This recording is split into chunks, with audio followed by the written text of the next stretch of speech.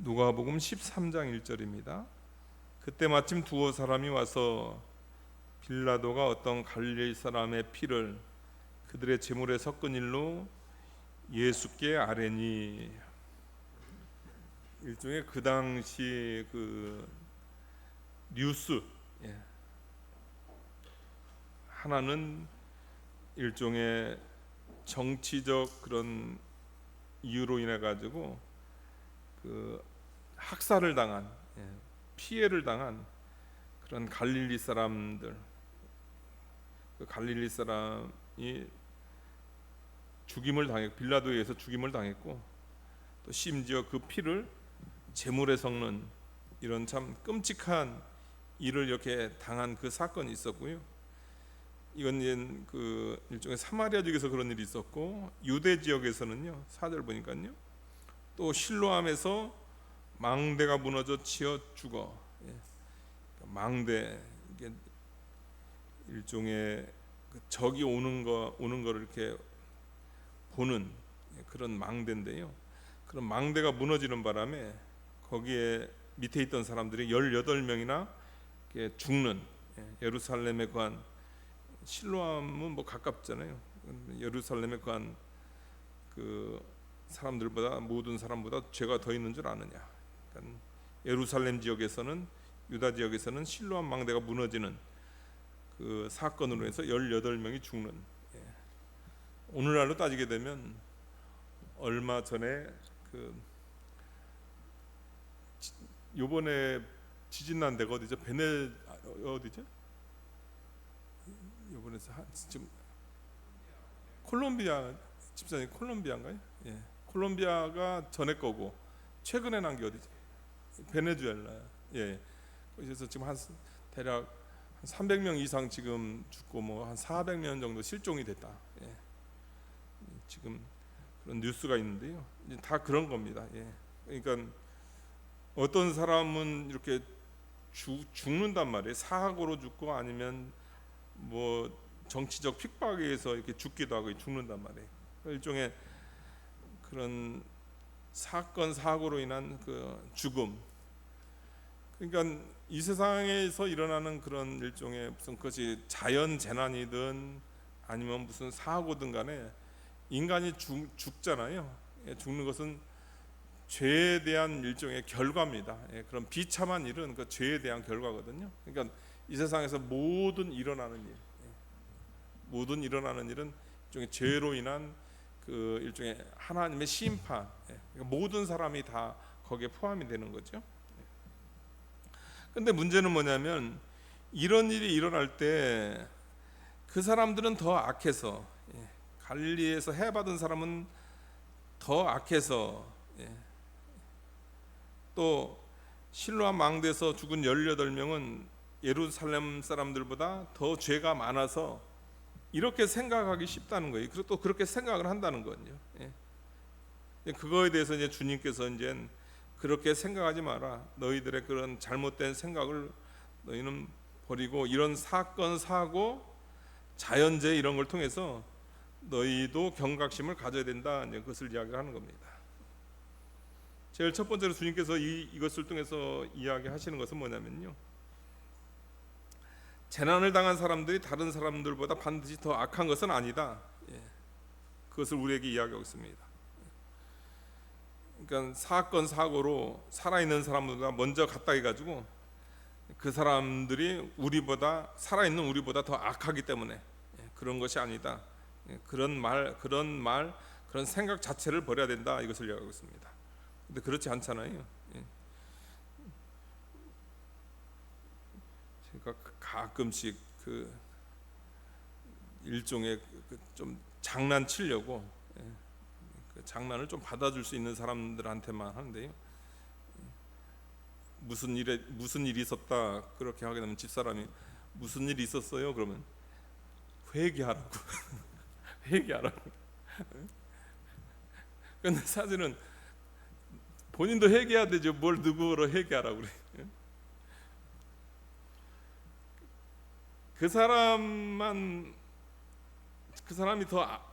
우리보다 더 악해서, 뭐 지진에서 그런 죽임을 당하고 또 아니면 이런 사건 사고로 죽는 건 아니다. 우리가 그것을 알아야 된다는 거죠. 그다음에 두 번째로 이야기하는 것은 뭐냐면요, 현재 재난을 당하지 않았다고 해서 하나님과 화목한 상태라는 뜻도 아니다. 나는 하나님과의 관계가 바로 돼 있기 때문에, 그래서 나는 이런 일이 발생하지 않은 것, 천만의 말씀이라는 겁니다. 어떤 의미에서 사고 난 분 가운데서는 하나님과의 그런 바른 관계 속에서 있다가 사고 나는 경우도 있거든요. 진짜 신실한 분이신데요, 그분은 그 신방, 그렇게 신방을 하세요. 그러니까 신방을 하시다가 신방만 생각을 하시는 거예요. 신방만 생각하시다가 버스 문이 열렸는데, 문이 열리면 이제 쓴 다음 내려야 되잖아요. 그러니까 신방 가다 그런 거예요. 버스 문이 열렸는데 그냥 내려버렸어요. 그러니까 전봇대 부딪혀가지고 그 자리에서 그 권사님이 그냥 했단 말이에요. 그분은 딱 하나 빨리 내서 가서 신방하려고, 그거 하다 그러는 거예요.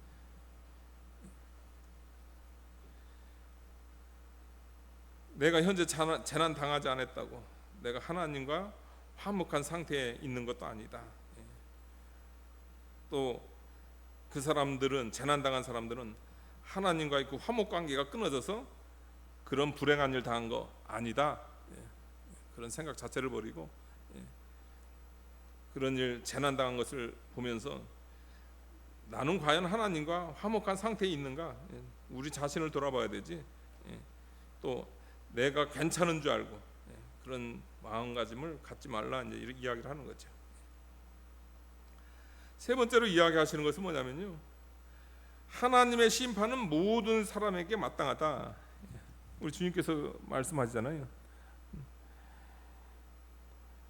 갈릴리 사람이 이같이 해 받음으로 다른 모든 갈릴리 사람보다 죄가 더 있는 줄로 아느냐. 실로암 망대에서 18사람이 죽었다 해가지고 예루살렘에 거하는 모든 사람보다 죄가 더 있는 줄 아느냐. 아니라는 겁니다. 하나님의 심판은 모든 사람에게 마땅하다. 사고 난 사람이건 사고 안 난 사람이건 다 우리는 하나님의 심판을 받아야 마땅할 죄인이다. 그것을 우리에게 이야기하고 있는 거죠. 그래서 이제 네 번째, 마지막으로, 어떤 사람은 즉시 징계를 받고 어떤 사람은 오랫동안 그대로 두어지기도 한다. 둘 다 사실은 모든 사람이 다 하나님의 심판을 받아야 마땅할 사람들이지만, 근데 어떤 사람은 즉시 징계를 받는 경우도 있다는 거예요.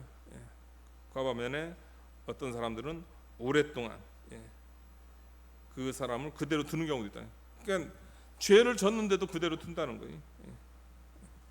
그러니까 자기에게 이런 일 당했다 안 당했다 이걸로 그 자신을 평가한다든가 아니면 회개를 뒤로 미룬다든가 이런 것은 안 된다, 이것을 이야기하고 있는 거죠.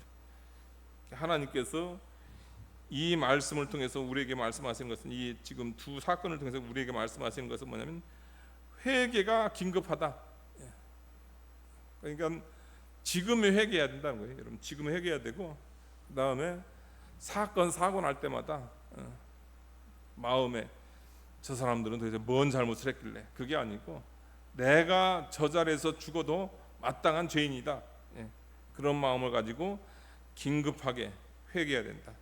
회개의 긴급성을 우리 주님께서 우리에게 요구하고 있습니다. 3절 보니까요, 너희에게 이르노니 아니라 너희도 만일 회개하지 않으면 다 이와 같이 망하리라.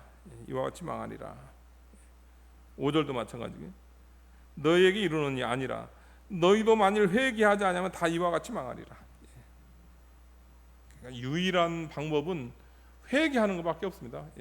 회개하고 또 주님 말씀대로 잘, 주님 믿고 주님 말씀대로 사는 거, 그 길밖에 없습니다. 그러면 안 망하고, 아무 일 없다 그것만 믿고 나가다가 어떻게 돼요? 망한다는 거죠.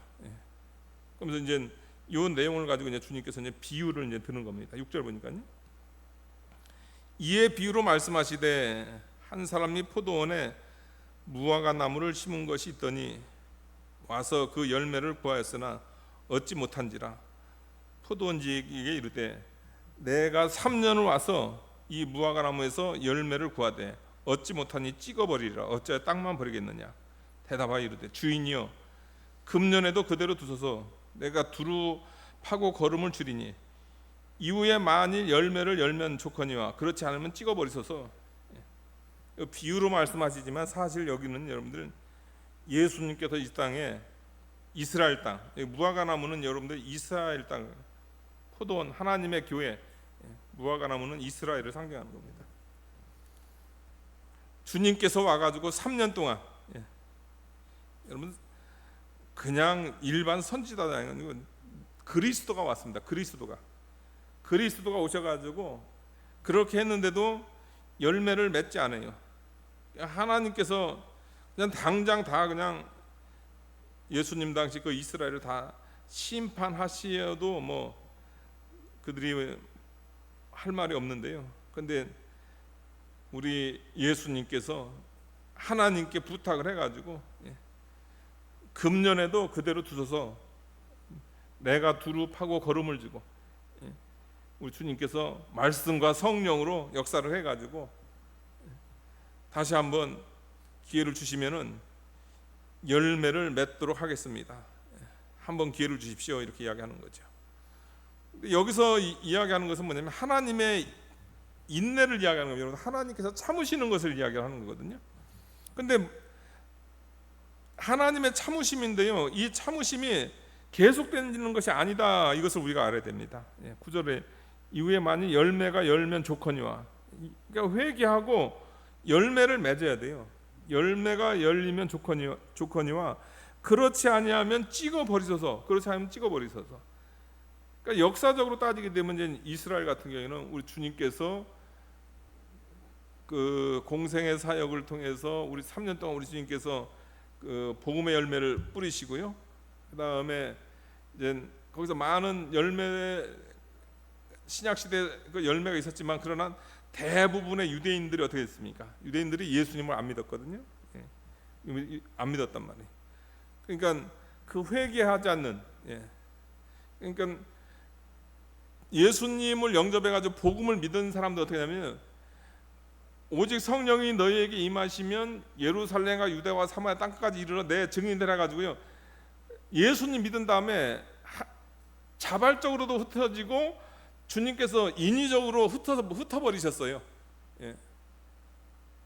그와 반면에 유대인들 같은 경우에는 계속 구약적 사고에 갇혀가지고 유대인들 신앙은 뭐냐면요, 여러분들 구약 신앙은 뭐냐면 성전 중심입니다. 성전으로 계속 모이는 거거든요. 그래서 AD 70년에 티토 장군이 예루살렘 성전에서 일종의 대학살을 한 이유가 그거예요. 신약 시대가 됐는데 성전의 실체인 예수님께서 오셨는데 그 예수님은 안 믿고 그 건물 성전에만 집착하다가 그 건물 성전하고 그 예루살렘에만 모여 있다가 그런 대학살을 당한 거지요. 근데 그와 반대로 신약 시대는 뭐냐면 복음이 예루살렘, 십자가에 못 박혀 죽으신 예수님 예루살렘에서 오순절 성령이 임하고 예루살렘에서 복음이 성취가 된 겁니다. 거기서부터 오직 성령이 너희 임하시면 예루살렘과 유다와 사마리아 땅까지 이게 다 나가버렸어요.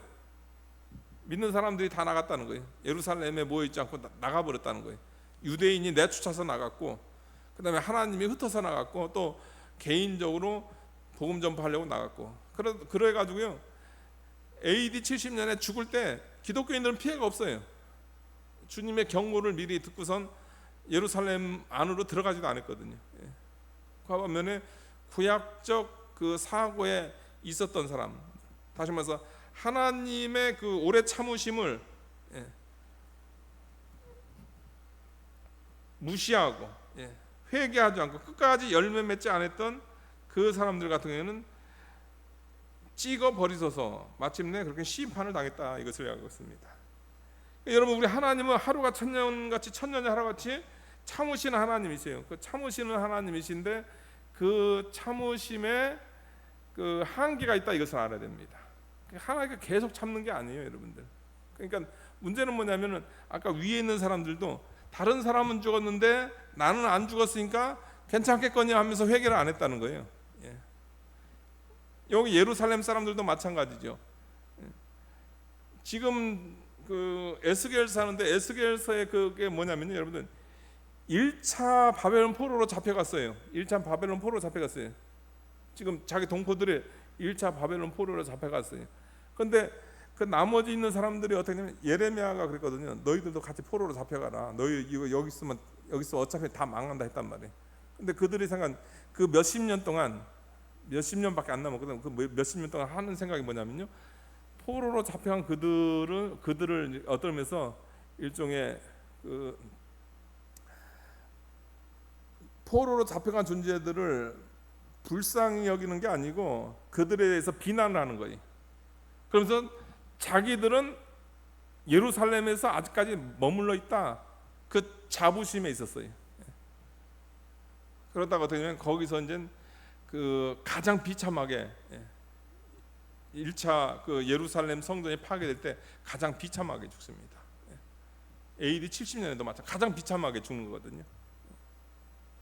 왜 그러냐면 자기에게는 그런 일을 당하지 않으니까, 자기는 포로로 안 잡혀가니까 아직까지 자신들은 예루살렘에 남아 있으니까, 그러니까 자신들은 괜찮다 하다가 회개를 안 했어요. 회개를 안고서 어떻게 그러다가 망한 거죠.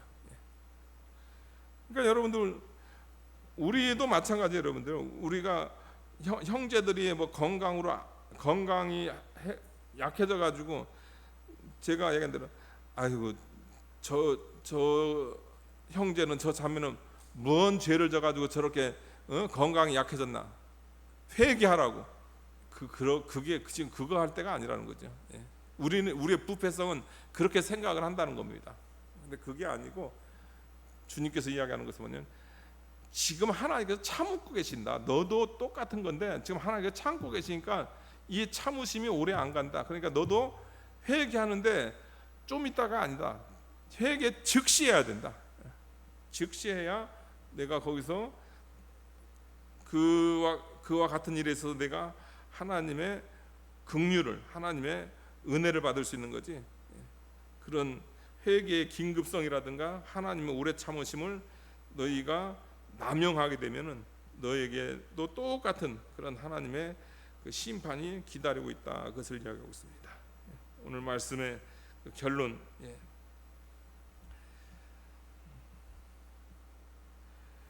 제일 첫 번째입니다. 타인의 재난 보고 그들을 특별히 더 악한 죄인이라고 판단하지 말라. 이것이 오늘의 중심 메시지입니다. 타인의 재난을 보고 그들이 특별히 더 악한 죄인이라고 판단하지 말라. 두 번째입니다. 모든 재난은 우리 자신의 죄를 돌아보게 하는 하나님의 경고다. 재난이 일어나고 옆에서 누가 병 고쳤을 때 그것은 나를 돌아보게 하는 하나님의 경고다. 세 번째입니다. 하나님께서 지금 심판하지 않으시는 것은 회개의 기회를 주시는 하나님의 참으심이다. 하나님께서 참기 때문에 지금 심판이 아니라는 거지, 내가 괜찮아서 그런 것이 아니다. 이건 회개의 기회인 줄 알고 우리는 회개의 그 긴급성을 우리는 좀 느낄 필요가 있다. 이것을 얘기하고 있습니다. 마지막 네 번째입니다. 그 인내를 멸시하고 열매 맺지 않으면, 하나님의 그 참으심을 멸시하고 열매를 맺지 않으면은 결국 심판이 온다. 하나님의 오래 참으심은 회개를 위한 것이지 죄 가운데 안심하고 살도록 허락한 것이 아니다. 우리가 그것을 알고 우리도 이런 모든 재난이 일어날 때 그것이 하나님의 경고로 알고 우리 자신을 돌아보고 즉시 회개하는 우리가 되어야 되겠습니다. 기도하시겠습니다.